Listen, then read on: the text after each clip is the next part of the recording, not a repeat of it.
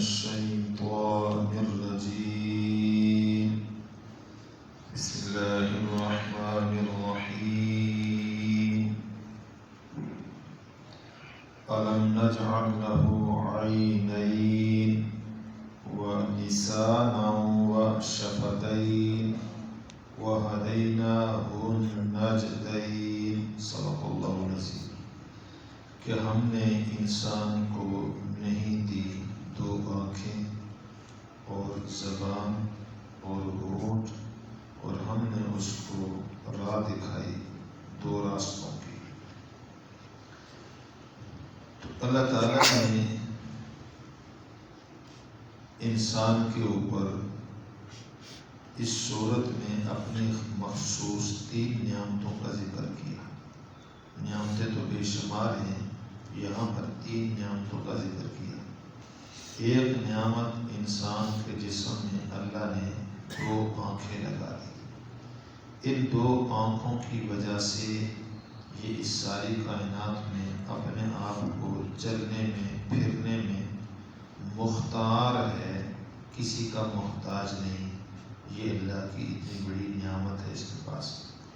تو اس نعمت کے احکام بھی ہیں شریعت میں، لیکن ناشکر انسان اللہ کی اس نعمت سے فائدہ اٹھاتا ہے، لیکن اس آنکھ کے مطابق جو اللہ کے احکام ہیں ان سے اپنے آپ کو دور رکھتا ہے۔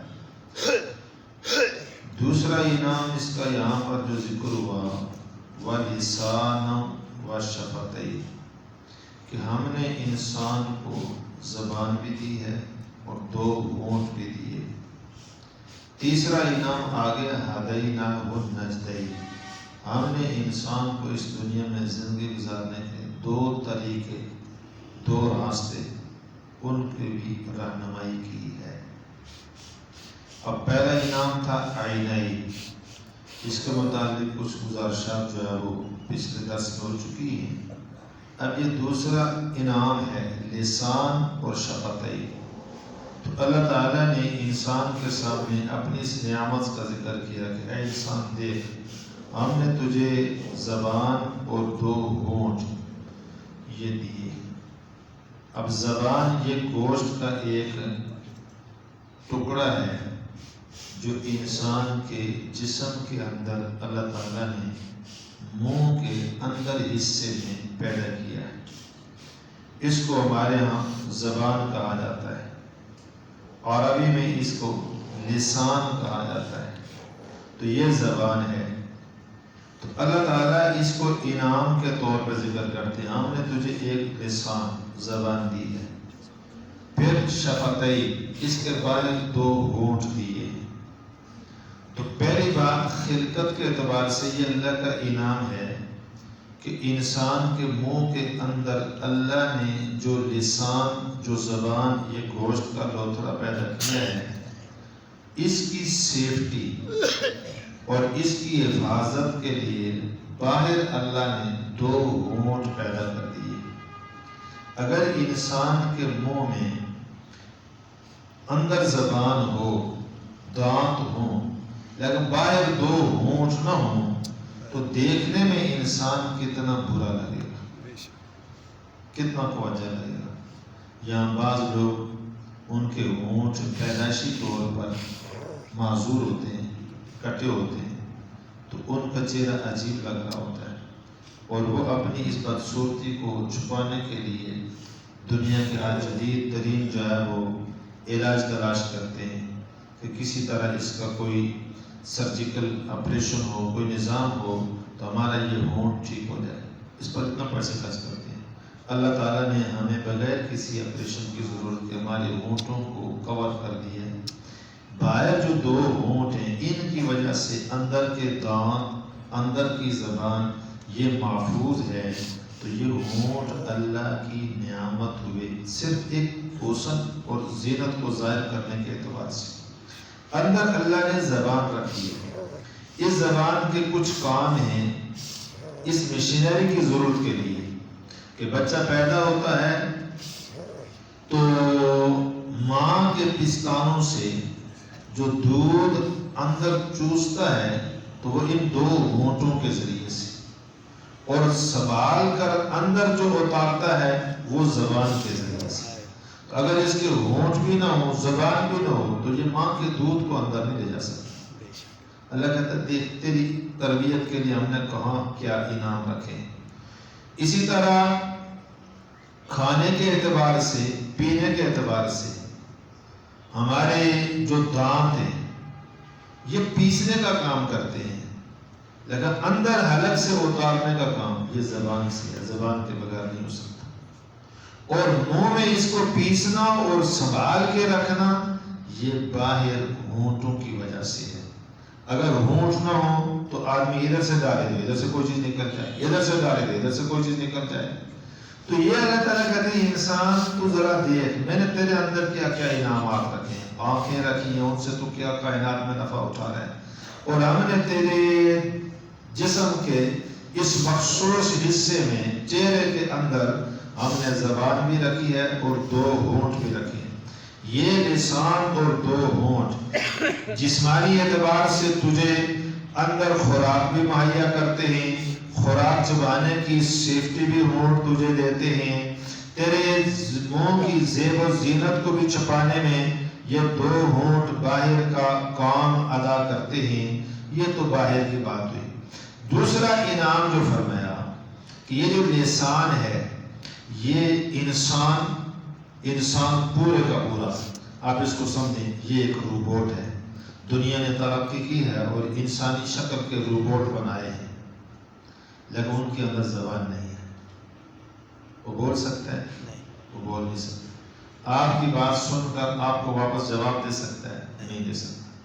انسان پورا بنا دیا ہے، پلاسٹر کا الیکٹرک نظام فٹ کر دیا ہے، وہ حرکت بھی کرتا ہے، چلتا بھی ہے، چیز بھی اٹھاتا ہے، لیکن نہ اس کے پاس آپ والی زبان ہے نہ اس کے پاس آپ والے ہونٹ ہیں. تو وہ کس طرح یہ نظام انسان اللہ تعالیٰ بیان کرتے ہیں کہ میں نے تمہارے اندر رکھا ہے. ایک ہے لسان اور شفتین. فرمایا یہ انسان پورا ایک روبوٹ ہے، مشینری ہے، اور اس کے اندر 2 بڑی چیزیں ہیں، ایک ہے دل اور ایک ہے دماغ. دل کسی فیصلے کو جو ہے وہ آخری حتمی شکل دیتا ہے، دماغ اس کے اوپر سوچتا ہے. اب یہ دل اور دماغ جس بات کو سوچتے ہیں، فیصلہ کرتے ہیں، اس کو کسی کے سامنے رکھنا ہے، نہ دل رکھ سکتا ہے نہ دماغ رکھ سکتا ہے. آپ کے دل میں جو بات ہے، آپ کے دماغ میں جو بات ہے، جو منصوبہ ہے، جو پلان ہے، جو آپ کے ذہن میں رائے آتی ہے، آپ دوسرے کے سامنے نہیں رکھ سکتے. نہ دماغ رکھ سکتا ہے نہ دل رکھ سکتا ہے، نہ آپ کا جسم کا کوئی اور عضو رکھ سکتا ہے. تو اللہ تعالیٰ کہتے ہیں میں نے تیرے منہ میں ایک پرزہ رکھ دیا ہے گوشت کا. یہ لوتھڑا ہے، گوشت کا لوتھڑا ہے، یعنی اس کو میں نے جو قوت دی ہے وہ تیرے دل کی بات کو، تیرے دماغ کے فیصلہ شدہ بات کو اس زبان کو پتہ چلتا ہے، اور یہ زبان اس کو نقل کر کے دوسرے تک پہنچا دیتی ہے. یہ زبان تیرے اور مخاطب کے درمیان یہ تیری ترجمان ہے. یہ زبان تیرے اور تیرے مخاطب کے درمیان کیا ہے؟ ترجمان ہے. تیرے دل کی بات دوسرے سے زبان رکھے گی، تیری سوچ، تیرے دماغ کا فیصلہ دوسرے کے سامنے یہ تیری زبان رکھے گی. تو اللہ تعالیٰ نے گویا کہ اس زبان کو ترجمان بنا دیا ہے انسان کا دوسروں کے ساتھ. اور جو قوت گویائی سے معلوم ہو جاتے ہیں، آپ ان کو اپنی بات کہیں لیکن وہ اپنی بات آپ کو نہیں سمجھا سکتے. تو آپ کہتے ہیں یہ تو کلہ ہے، بے زبان ہے، اب پتہ نہیں کیا کہتا ہے، مجھے بات سمجھ میں نہیں آ رہی. اور جب ہم نے دوسرے آدمی سے بات رکھی اس نے فوراً جواب دے دیا. معنی یہ ہے کہ جو زبان میرے پاس ہے وہ اس کے پاس بھی تھی، میری بات اس نے سنی، اس کو بات سمجھ میں آ گئی، اس نے اپنی زبان سے میری بات کا مجھے جواب دے دیا. تو 2 انسانوں کے درمیان یہ لسان اللہ نے ترجمان بنا دی ہے، ترجمان بنا دی ہے. پھر شفتین کا اس کے ساتھ کیا کردار ہے؟ فرمایا کہ جو شفتین ہیں بہت سارے حروف ایسے ہیں، بہت سارے حروف ایسے ہیں جو زبان سے بھی نہیں نکلتے، وہ صرف ہونٹ ادا کرتے ہیں. مثلا حروف تہجی میں با ہے، با تو یہ ہونٹ سے ادا ہوتا ہے، با اس میں زبان نہیں لگتی. اسی طرح فا اس میں ہونٹ استعمال ہوتے ہیں، زبان استعمال نہیں ہوتی. اسی طرح میم اس میں ہونٹ استعمال ہوتے ہیں، زبان استعمال نہیں ہوتی. تو اب اگر ہونٹ سامنے نہ ہو تو انسان آدھا معذور ہو جاتا ہے، آدھا معذور ہو جاتا ہے. اور یہ ہونٹوں کی وجہ سے انسان اندر کی ہوا کو کنٹرول کر کے اس زبان سے اپنی بات کہتا ہے. تو گویا اللہ تعالیٰ کی یہ دو انعام ہر انسان کے پاس ہیں، خواہ وہ مسلمان ہو، خواہ وہ کافر ہو، خواہ وہ مرد ہو، خواہ وہ عورت ہو، رنگ نسل کے اعتبار سے جس علاقے کا انسان ہو، اللہ نے اس کے اندر یہ دو انعام رکھے ہیں مخصوص، ایک زبان کا اور ایک ہونٹوں کا. اب اللہ فرماتے ہیں جب یہ میرے انعام ہیں تو میں نے ان کے احکام بھی دیے ہیں، میں نے ان کے احکام بھی دیے ہیں. اب ان احکام کے اندر زبان کو صحیح استعمال کرنا اور زبان کو غلط استعمال کرنا، اس میں بندے کا امتحان ہے. اب جب زبان کو صحیح استعمال کرے گا تو اللہ کے ہاں نجات پائے گا، جب زبان کا غلط استعمال کرے گا تو اللہ کے ہاں آدمی ناکام ہو جائے گا. فرمایا یہ زبان ایسی نعمت ہے کہ آدھا منٹ سے بھی کم وقت میں زبان سے ایک کلمہ نکلا جو اس کی نجات کا باعث بنتا ہے، یہ جنت میں جانے کا حقدار بن جاتا ہے. کسی آدمی نے مرنے سے پہلے صدق کے دل سے پڑھ لیا لا الہ الا اللہ محمد رسول اللہ، ساری زندگی کفر میں رہنے والا مرنے سے پہلے اس نے ہوش حواس میں اس زبان سے یہ ایک جملہ بول دیا صدق کے دل کے ساتھ لا الہ الا اللہ محمد رسول اللہ، تو اس زبان کے ایک کلمے نے اس کی جہنم کو جنت میں بدل دیا ہے. اور کوئی آدمی اسی زبان کو ایک آدھے منٹ سے بھی کم لمحے میں غلط استعمال کرتا ہے اور کفر کا بول بول جاتا ہے تو فرمایا اس زبان کے اس ایک بول نے اس کی جنت کو جہنم میں بدل دیا ہے. اس طرح انسان اس زبان سے فائدہ بھی اٹھاتا ہے اور اس زبان سے نقصان بھی اٹھاتا ہے. نبی پاک صلی اللہ علیہ وسلم نے فرمایا کہ قیامت کے دن کتنے لوگ ہوں گے جو اس زبان کی وجہ سے پکڑے جائیں گے اور اونھے منہ ان کو جہنم میں ڈال دیا جائے گا. اونھے منہ. تو حضرت معاذ رضی اللہ تعالیٰ عنہ نے حضور صلی اللہ علیہ وسلم سے سوال کیا یا رسول اللہ صلی اللہ علیہ وسلم ہم اپنی زبان کی وجہ سے پکڑے جائیں گے، ہم اپنی زبان کی وجہ سے پکڑے جائیں گے؟ تو آپ نے فرمایا ہاں زبان کی وجہ سے پکڑے جائیں گے. کیوں؟ یہی زبان کلمہ پڑھتی ہے تو جنت ملتی ہے، یہی زبان تکبیر پڑھتی ہے، تسبیح پڑھتی ہے، تحلیل کرتی ہے، ذکر کرتی ہے، استغفار کرتی ہے تو بندے کو ثواب ملتا ہے. یہی زبان قرآن پاک کی تلاوت کرتی ہے تو بندے کو اجر ملتا ہے، ثواب ملتا ہے. یہی زبان نماز پڑھتی ہے، یہی زبان جب وہ خیر کے کلمات کہتی ہے تو اس کو اجر و ثواب ملتا ہے. یہی زبان جب خیر کے بجائے شر کے کلمات استعمال کرے گی تو اس سے اس کو دنیا اور آخرت کا نقصان ہوگا. دنیاوی اعتبار سے بھی آپ دیکھیں زبان سے ایک کلمہ بولا کسی نے تو برسوں کی دشمنی دوستی میں بدل جاتی ہے بس ایک بول بولنے سے. اور یہی اس نے زبان سے ایک بول بولا تو برسوں کی دوستی دشمنی میں بدل جاتی ہے. اب آدمی اسی زبان سے کہتا ہے میں گواہوں کی موجودگی میں فلاں لڑکی سے اتنے مہر کے عوض یہ نکاح میں قبول کرتا ہوں، تو دونوں خاندانوں کی دوستی بن گئی، رشتہ بن گیا، تعلق بن گیا. اور یہی آدمی اسی زبان سے کہتا ہے میں تجھے طلاق دیتا ہوں تو دشمنی ہو گئی. تو زبان تو یہی ہے، خیر کا کلمہ استعمال ہوا تو خاندانوں میں قرابت قائم ہو گئی، دوستی قائم ہو گئی، محبت قائم ہو گئی، بھائی چارہ قائم ہو گیا. اور اسی زبان سے شر کا کلمہ استعمال ہوا تو دوستی دشمنی میں تبدیل ہو گئی.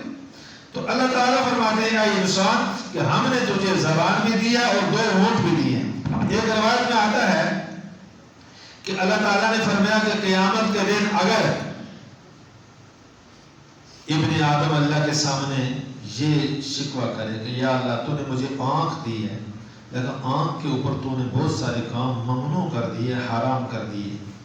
تو نے مجھے زبان دی ہے نعمت ہے، لیکن زبان پر بہت سارے کام ممنوع کر دیے، حرام کر دیے، میں کیسے بچوں؟ تو نے اگر مجھے شرمگاہ دی ہے تو بہت ساری چیزیں اس کے اوپر تو نے حرام کر دی ہے، میں کیسے اپنے آپ کو بچاتا؟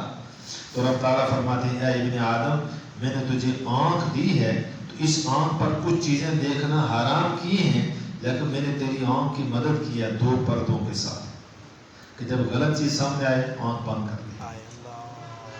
اگر تیری مدد نہ کرتا، آنکھ کھلی رہتی، تیرے ذمہ کوئی قصور نہ ہوتا۔ میں نے تیری ساتھ مدد بھی کی ہے، تیری آنکھ بند کرنے کے لیے 2 پردے دے دیے، آنکھ کیا کر دے؟ بند کر دے۔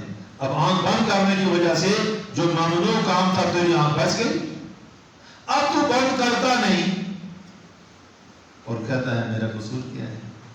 فرمایا اگر ہم نے تجھے زبان دی ہے اور کچھ چیزیں زبان پر حرام کر دی ہیں، شرک کا کلمہ، جھوٹ کا کلمہ، غیبت کا کلمہ، حسد کا کلمہ، چغلی کا کلمہ، گالی گلوچ تیرے پر میں نے حرام کر دی ہیں، تو میں نے تیری زبان کی مدد بھی کی ہے 2 ہونٹوں کے ساتھ۔ ایسا خیال ہے اس کو بند کر دے، اس کو بولنے نہ دے۔